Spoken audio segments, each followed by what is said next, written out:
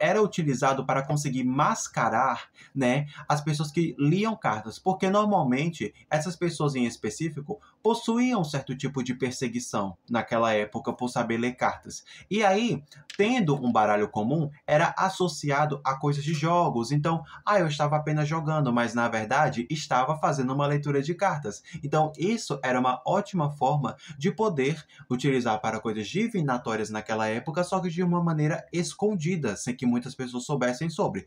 E foi aqui que me pediram para poder gravar um vídeo falando sobre a origem do tarô. Pois é, gente, sejam bem-vindos a mais um vídeo do canal. Dessa vez, a pedido de vocês, né, a pedido dessa pessoa em específico que comentou, eu estarei trazendo um vídeo falando um pouco sobre a origem do tarô, né? Como vocês sabem, eu trabalho com isso, é compartilhar um conhecimento para que vocês soubessem da onde que originou, entendeu? Há muito tempo, né, que é utilizado, né, não só a questão do tarô em específico, mas como outros baralhos, né? Assim, o meu primeiro o meu primeiro baralho que eu tive foi o tarô, que é esse que vocês estão vendo aqui, ó.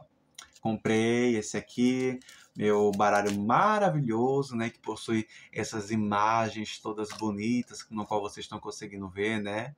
Então vamos explicar um pouquinho, né, da onde é que vem o tarô, qual a sua história. Então, o tarô ele remonta a muito tempo atrás, né? E basicamente de uma maneira bem resumida falando, ele era inicialmente feito para as pessoas mais ricas da sociedade daquela época, né? Lá na Itália, né? Afinal, o tarô foi criado lá naquele lugar em específico.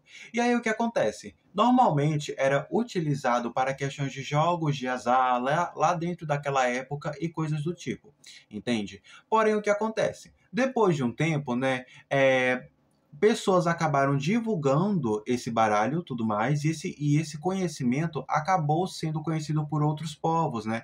Outras pessoas começaram a ter um certo tipo de acesso. Porém, né, uma das principais formas de divulgação desse baralho foi principalmente vinda pelos próprios soldados, pois é, que vinham lá das guerras que aconteciam lá na Itália. Pois é, né, tá sabendo disso? Pois agora você tá sabendo. Além disso, o tarô foi o primeiro baralho, né, que foi publicamente dito que era uma coisa para divinação, ou seja, para coisas espirituais. Ele, de fato, foi o primeiro que foi explicitamente interligado para coisas de consultas espirituais.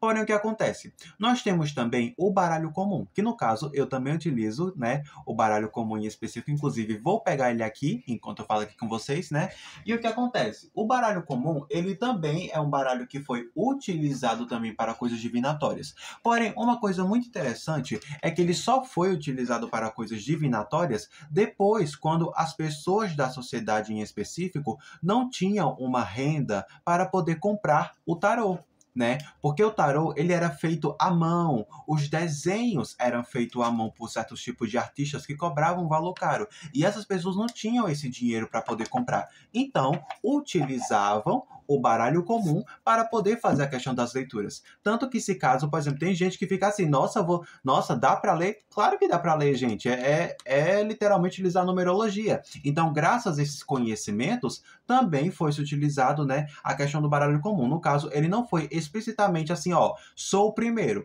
Ele chegou depois, entendeu? E depois começou a ser utilizado. Também, esse baralhinho específico, uma coisa muito interessante, inclusive eu posso estar falando em um próximo vídeo especificadamente sobre esse baralho, é que é o seguinte, né? Ele era utilizado para conseguir mascarar, né, as pessoas que liam cartas, porque normalmente essas pessoas em específico possuíam um certo tipo de perseguição naquela época por saber ler cartas. E aí, tendo um baralho comum, era associado a coisas de jogos. Então, eu estava apenas jogando, mas na verdade estava fazendo uma leitura de cartas. Então, isso era uma ótima forma de poder utilizar para coisas divinatórias naquela época, só que de uma maneira escondida, sem que muitas pessoas soubessem sobre. Tanto que se caso vocês forem pesquisar pinturas e obras daquela época, vocês vão perceber cartomantes utilizando esse tipo de baralho, tanto tarô quanto baralho comum. né? Mas enfim, voltando ao tarô em específico. Depois, né, que ele foi associado a uma coisa de jogos, mais jogos de azar do alto padrão de pessoas, o que aconteceu? Ele começou a ser utilizado para coisas divinatórias logo depois, né? E também nós temos uma pessoa muito importante dentro desse meio em específico, né, que foi a Madame Lenormand, né? A Madame Lenormand ela era uma cartomante, né, em específico, que ela chegou a fazer leituras para pessoas que eram de alto escalão, como, por exemplo, Napoleão Bonaparte. Pois é, Napoleão Bonaparte fazia consultas com essa cartomante. Porém, após acontecer uma coisa em específico, uns problemas ali, acredito que ele não tenha gostado muito da leitura, talvez ela leu uma coisa ali negativa que poderia acontecer dentro do, né, dentro do da regência dele na época, ela acabou sendo presa, né? E o que aconteceu? Durante aquele período que ela estava presa, ela acabou divulgando o baralho que ela utilizava, né? O baralho que ela utilizava para as pessoas que estavam lá em específico, né?